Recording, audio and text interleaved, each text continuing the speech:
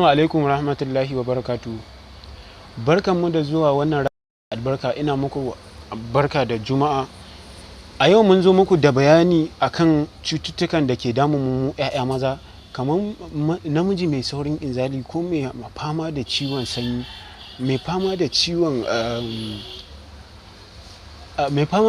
amosanin ka ko amosanin ido, ko amosanin da zaka ji ƙaiƙayi yana damun ka, zaka ji kamar kiyashi na bin ka, ko gloria na damun ka, ko basir mai tsiro, ko basir mai hana ka sukuni wanda zaka ga yana saka gajiya, ka ji jikinka yayi sanyi. Insha Allah ka tuntube mu ta wannan number wanda zamu aje akan screen din mu. Insha Allah ka mana bayani, in Allah da zamu baka magani, in Allah da Allah zai bada waraka.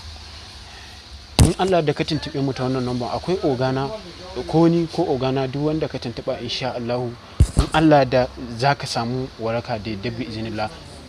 Kamar misali wannan magani shi akan kayan ke ne shi yanke da na ga dauka.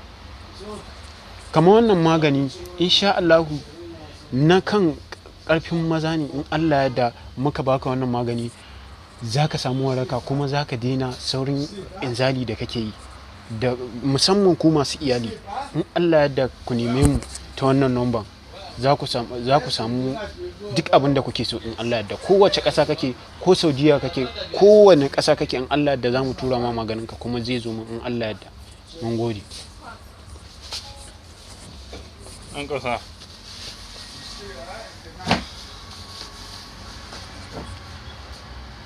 shi yanke da na ga dauka.